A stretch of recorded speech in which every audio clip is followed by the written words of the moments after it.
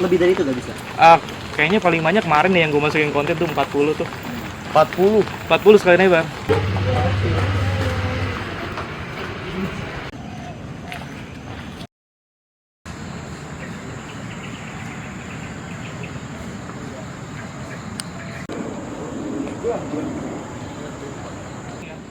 Kalau dibilang jarang sih, itu aja banyak sih.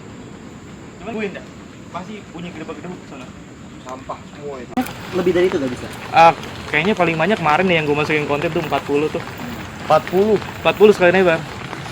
Kalau ya tapi kalau misalnya kayak siang karena udah rame ikannya udah pada kaburan kemana-mana ya paling dapat 1-2 sekali nebar gitu. Jadi better pagi kayak gini. Better ya? pagi di saat dia lagi pada ngumpul gitu kan, orang-orang belum pada datang.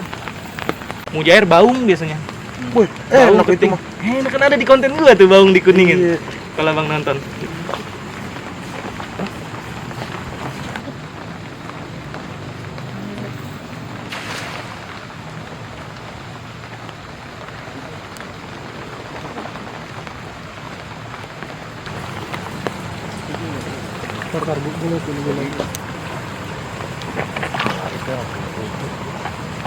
Ke bawah.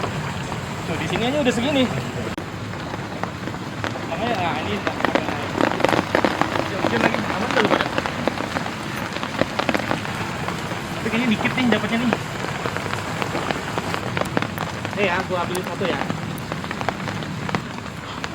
Sapu-sapu, ini sapu-sapu jenis laki-laki nih.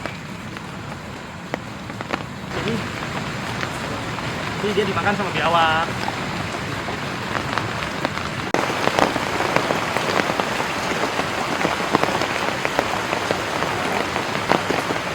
Bisa lihat sampahnya ya di jalan gua aja tuh.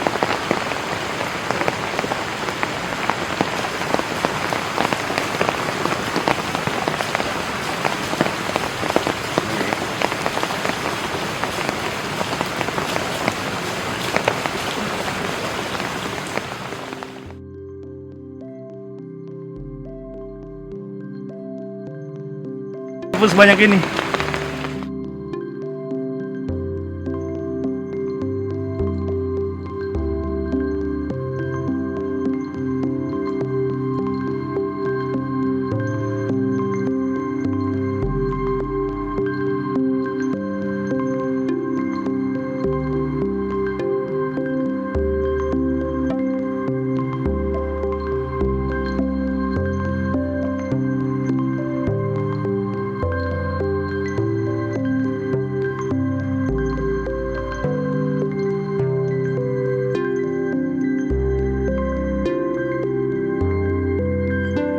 Pokoknya gue kalau dapet sapu-sapu pasti kan gue musnahkan ya kan, dan gue musnahkannya tuh macam-macam. Kadang gue patahin, kadang gue taruh aja di darat gitu kan sampai dia nggak kenapa gitu.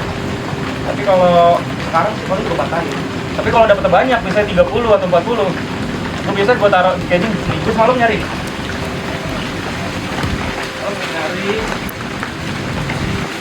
gue taruh di sini, gue simpen biar mati.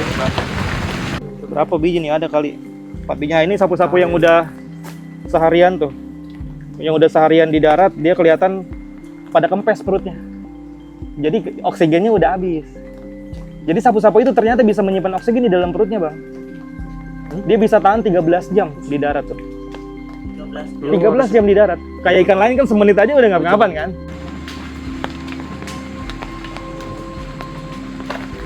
Makan biawak kita alami sebenarnya ya. Kalau ngomong alami ya, kita ketahui dulu ikan sapu-sapu itu kan ikan invasif. Jadi secara alami dia nggak punya predator di Kali Ciliwung, karena dia ikan introduksi pendatang. Karena sebelumnya nggak ada di Indonesia di Ciliwung. Gitu. Cuman kesini kan akhirnya hewan-hewan beradaptasi kan. Sekarang yang makan sapu-sapu itu biawak sama berang-berang di sini. Nah, itu pun nggak banyak, nggak signifikan gitu. Biawaknya cuma sedikit, berang-berangnya cuma dikit, sapu-sapunya banyak banget. Jadi nggak ngaruh gitu kasarnya. Oh jadi kalau ikan-ikan endemik lah ya kita katakan ya, ikan asli sini banyak sebenarnya. Ada yang udah mungkin punah ya. Belida tuh dulu ada di Ciliwung zaman dulu. Ikan belida tuh. Itu udah dilindungi juga kan. Terus kayak ikan-ikan baung, ikan keting. Mujair ada kan, kalau mujair invasif juga ya kan. Tapi dia ada ikan tawes, ikan hampala. Pokoknya banyak lah. Nih yang gua tahu ya Bang ya. Gue pernah baca buku itu tahun 1910 di Ciliwung itu pernah dites. Ikannya itu dulu ada 190 jenis. Tahun 1910 ya. 2005 dites lagi tinggal 20. Dikit banget. Pada berkurang itu ya kan, polusi, itu sapu-sapu juga kan ada. Ya, sapu-sapu itu juga sudah ada sejak 1910 ternyata di Ciliwung ya. Menurut itu penelusuran pustaka ya. Itu Bang. Jadi udah lama banget dia di sini sapu-sapu tuh.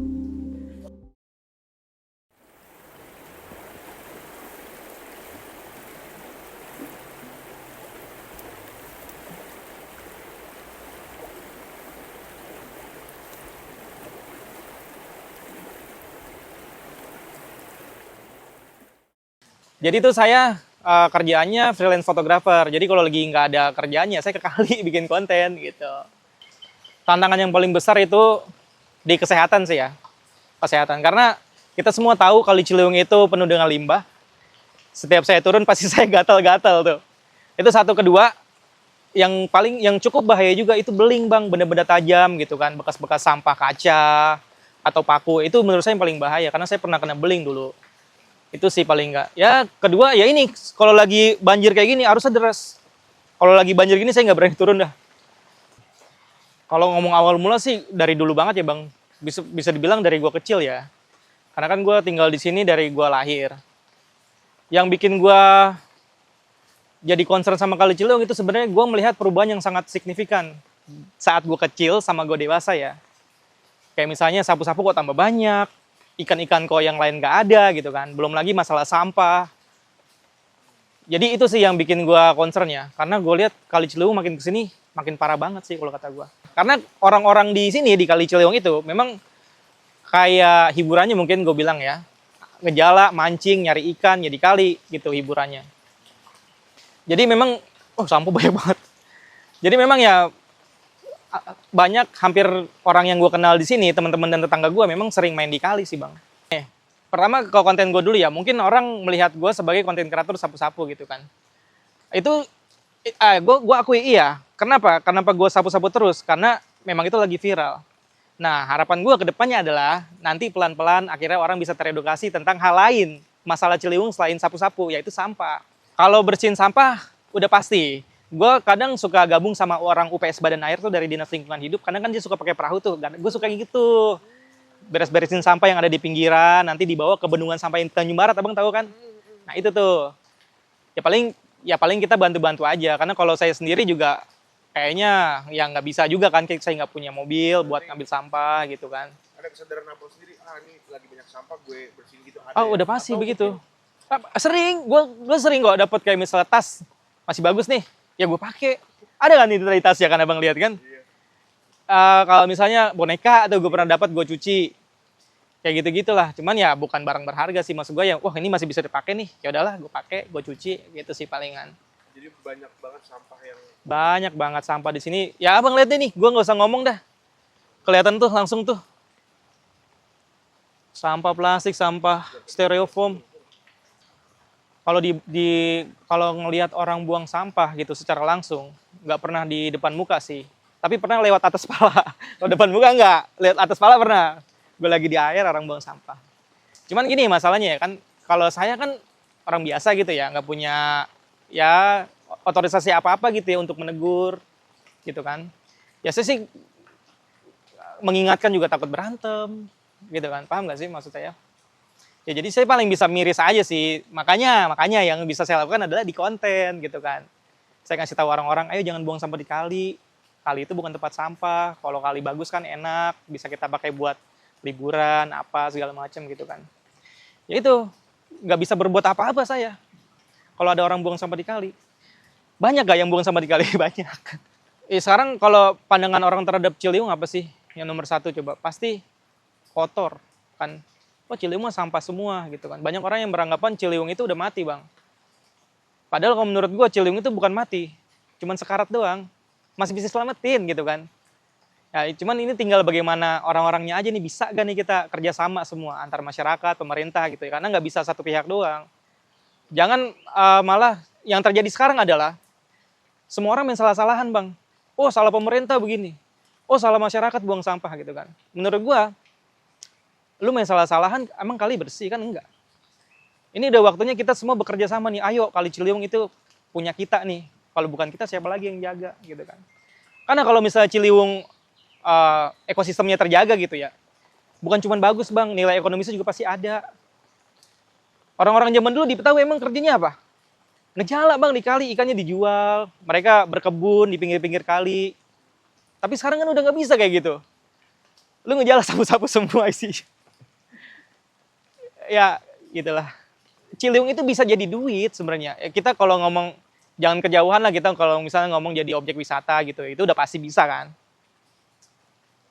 Ya, paling nggak kalau misalnya bersih gitu ya, Kali Ciliwung, ikannya bisa dimakan, kan orang jadi nggak usah beli ikan. Itu kan ekonomis juga kan jatuhnya kan.